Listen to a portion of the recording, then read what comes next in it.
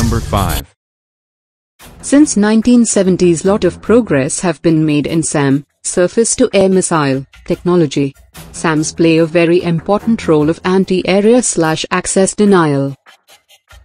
Any area defended by a modern SAM, like S-400, is very hard to penetrate, even by the most technologically advanced aircrafts. These systems are also economically more viable, as a missile costing $0.2 to $0.8 million can take out a $30 to $50 million plane. To defeat these systems, a new category of air-to-land missile have been developed. They are designated as anti-radiation missile, ARM. They are commonly carried by special aircrafts in seed role. Currently only a handful of countries, like the US, Germany, Russia and Brazil have built this kind of missile. Number 4. All SAM need radars for targeting. ARM are designed to pick up signals or radiations from radars and communication facilities, and then target them, leading to their eventual destruction. The primary purpose of this type of missile is to degrade adversaries' air defenses in the first period of a conflict, in order to increase the chances of survival for the following waves of strike aircraft. They can also be used to quickly shut down unexpected surface-to-air missile sites during an air raid. Number 3. The Defense Research and Development Organization, DRDO, is working on anti-radiation missile, and is named as New Generation Anti-Radiation Missile, NGARM. It is expected that the maiden flight test will be held by the end of 2016. The Indian Air Force would be inducting this missile within 2 years, following the completion of all the developmental trails. The missile is of indigenous development, including its seeker. This seeker is placed in the front end of the missile, and picks up various radio frequencies. Number 2. The missile is a single-stage, solid-fueled system, and will be using dual-pulse propulsion system instead of thrust propulsion. This is the first time DRDO is using a dual-pulse propulsion system. The missile will initially coast by firing the first pulse. The second pulse will be initiated just before interception of the target, that is the terminal phase. The missile has a range of 100 kilometers to 125 kilometers. Number 1. The missile will be mounted on India's frontline air superiority fighter, the Sukhoi Su-30 Mki, and the indigenous multi-role fighter, HAL-LCA. Currently the Air Force equips its Su-30 Mki fighters with the Russian Kh-35 missile, and uses the French Martel anti-radiation missile on its Jaguar and Mirage aircrafts. The Air Force is negotiating to buy AGM-88 missiles from the US, and plans to induct more than 1,500 in the next 5 years. It is expected that once the indigenous missile is developed, it will be used in conjugation with the above-mentioned missiles. Above the clouds, high in the Himalayas, the old Silk Road climbs through 14,000 feet to the Natula Pass, where two immense nations meet. It's here that India comes face to face with China. 40 years ago, they fought a fierce frontier war. Now finally the border is reopening for trade. Symbol of epic change in both countries as they dash for growth and new riches. India and China together will shape much of this century for all of us. But who will be the winners and losers as they race each other to the top of the world? I'm setting off on a journey through China and India to watch the race unfold. First Shanghai, and the Chinese sprint from the very start. Welcome to take on my country. The airport train pushes through 430 kilometers per hour, 270 miles per hour, for a mere 8-minute journey. Impressive, undoubtedly. Vitally needed, hardly. But this train is a political statement. Be amazed, be very amazed by China's rise. Once China decided it wanted the fastest train in the world, there didn't need to be any public discussion. This isn't a democracy. In a one-party state, what the government wants, the government gets. train seems to shout to the world, "We're overtaking you all." Arriving in India is a very different story. This doesn't immediately look like a country on a dash for growth. A taxi in Mumbai, the country's commercial capital, gives me far too much time for a close-up view of slums and jams. Most of India's roads are hopelessly inadequate, part of a lousy infrastructure. But what's holding India back? Partly it's the need to persuade people in overcrowded areas like this to move out of the path of modernisation. They can't be forced out of the way. It's called democracy.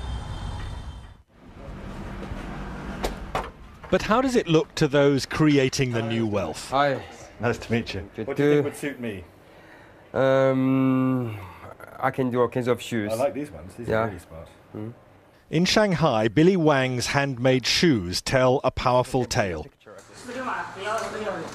Billy took me to his small factory, a tiny but thriving part of China's manufacturing boom. His workers copy from photos their customers' favourite shoes. It's all imitation, not innovation. The business is expanding very fast, like all Chinese manufacturing, and Mr. Wang certainly doesn't question China's system, which helps make him rich. I'm just a shoemaker. I just worry about my shoes. Nothing else matters to me. I just want to make good shoes.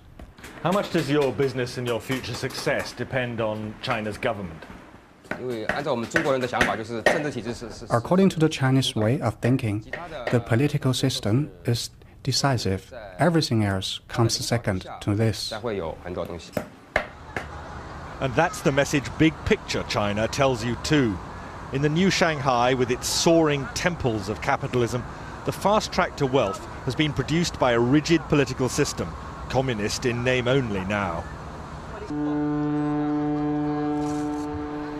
Shanghai's international port is part of national success built on an unwritten deal. Business stays out of politics, especially when the political system delivers so much. The port director told me he's immensely proud of what's been achieved. This area is for refrigerated containers. Over there, those are for hazardous materials. Most of these are for normal dry goods. This whole port was built in 1990. Every year, we're growing by 25%.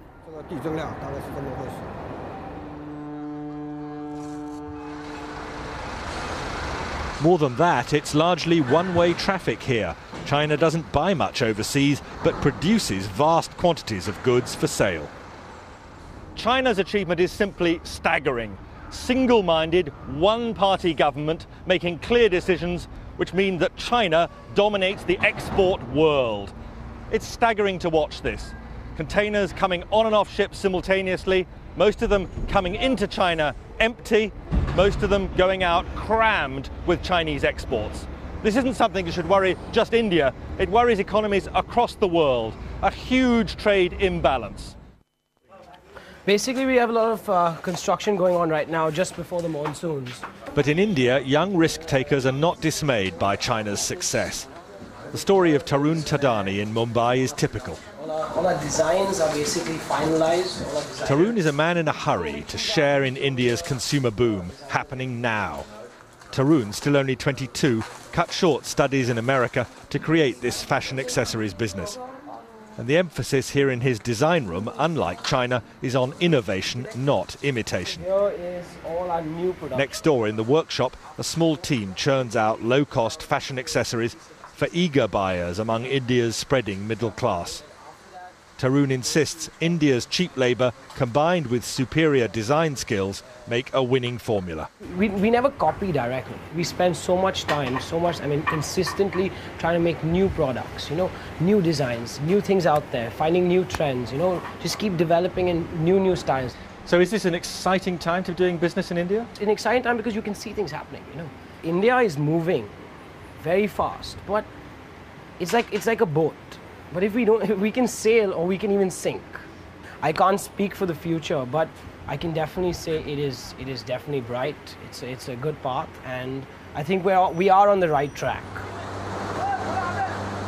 And big picture India? Well, that stress on skills drives heavy industry too. Here at Mukand Steel, they can't compete with China's bulk bog standard production. Instead, they make only high-value specialist steels, meeting Europe's most exacting standards. I'll tell you, life does not get hotter than this. At the heart of a steelworks in India, midsummer, it's almost unbearable. But the Indians are justifiably proud of what they're doing here, not just competing with huge producers like China with a massive output of bulk commodity steel, but here making some of the world's finest high-grade steel, competing with anything that could be produced in other parts of the industrialized world. Most of this steel meets India's enormous demands, but also goes for export. This is an area of heavy industry where India sees opportunities for massive growth over the next 10 or 15 years, and where the Indians are convinced they have a huge edge over China. Outside, away from the intense heat, I hear some fighting talk from the marketing director. India can catch up and then overtake China. And I don't think China can sustain this kind of high growth rate here for next 3 to 5 years. Is India While India's growth rate for last year was 8.5% GDP, the current year has begun with 9.5% in first 2 months. And I think as we go along, we see acceleration of the growth rate as all the industry segments are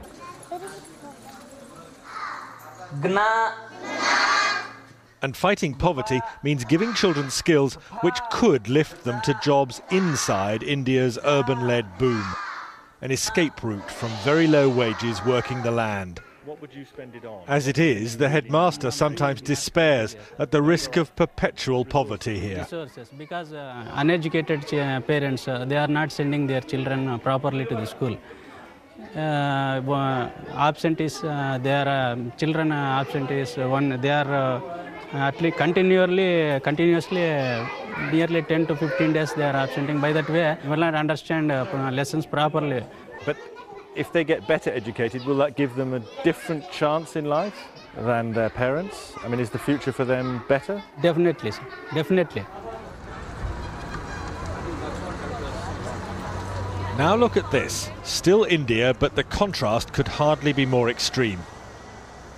This is the breath-catching campus in Bangalore of Infosys, India's own homegrown software giant, and a major contributor to India's explosive growth. We have a faculty of 180 people who are faculties in computer science. This is possibly the largest computer science faculty anywhere in the world.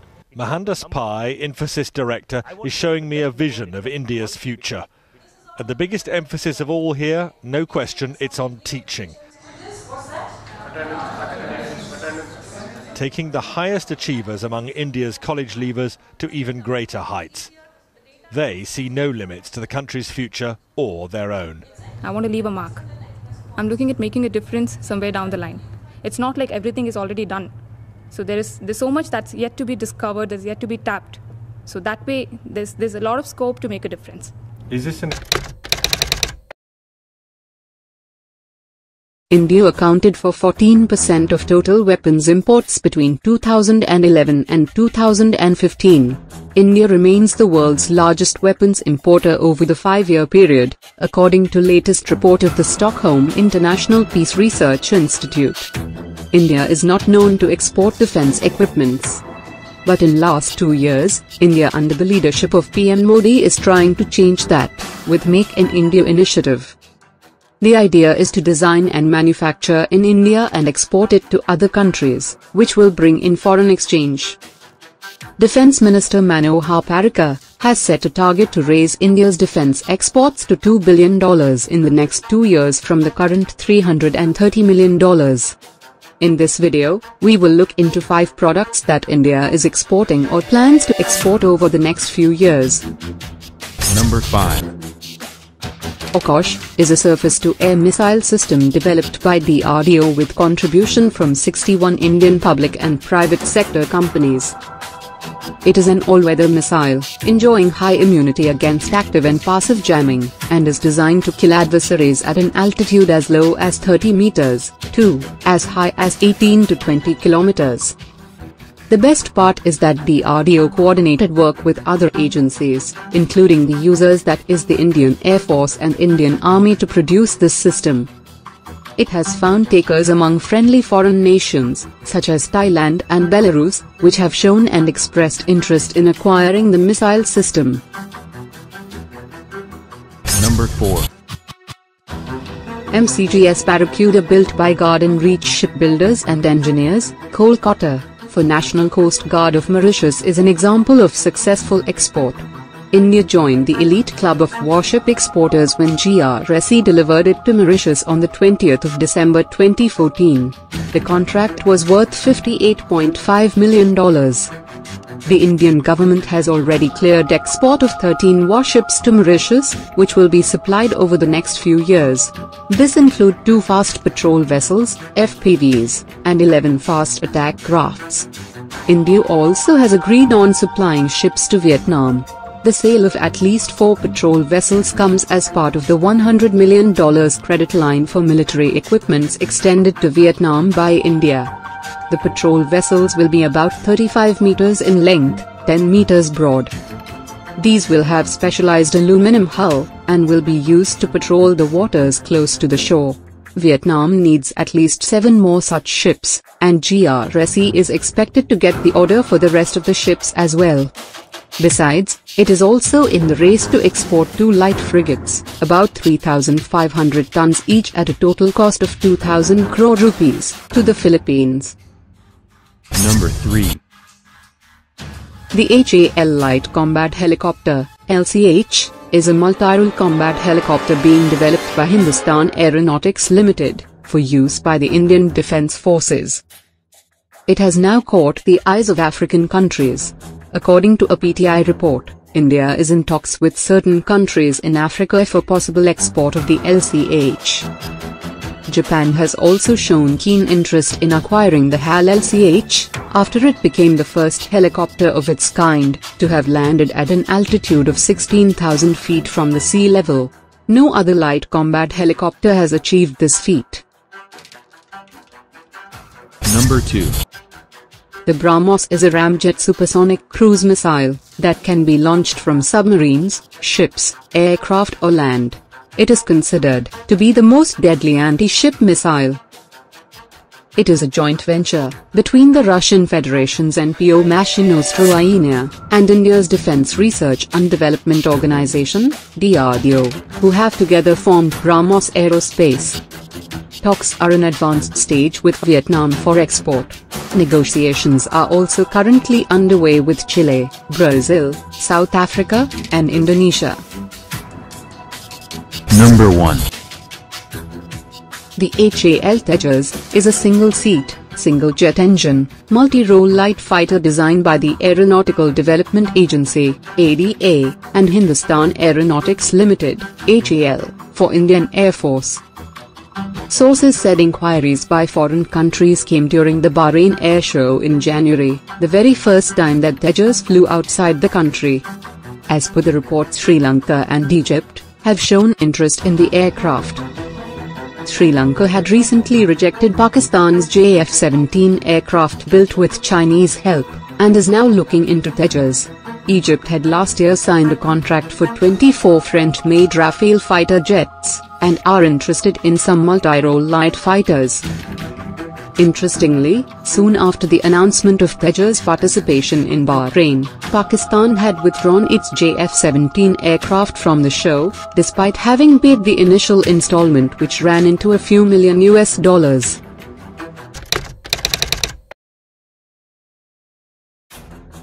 China has maintained very high economic growth over the last 20 years, and has become a major economic power. It has spent heavily on military build-up, and modernized its military forces. In recent times, China has been very aggressive in its posturing. South China Sea dispute. China has reclaimed land through artificial methods, and set up airstrip for military use in disputed islands of South China Sea. Brunei, Malaysia, the Philippines, and Vietnam have claims to these islands, but have been shrugged aside by China. Non-claimants like USA, India, Australia and Japan want the South China Sea to remain as international waters with freedom of navigation, whereas China want to control this major tradeway. Dispute with India. In the past 2 to 3 years, Chinese troops have frequently strayed inside India's side of LOC. After a number of frequent incursions in Ladakh area, Chinese People's Liberation Army troops have been spotted at forward posts along the LOC on the Pakistani side of Kashmir. Also, they have built up massive infrastructure along the LOC, which can be very useful for troop movement in case of a conflict with India. Here is list of steps taken by USA. 1. The US sailed a guided missile destroyer within 12 nautical miles of the artificial islands, the first in a series of actions planned to assert freedom of navigation in the region. 2. The Pentagon has designed a new strategy for the 21st century, called Air-Sea Battle, a concept that combines air and naval forces to punch through the increasingly formidable defenses of nations like China. 3.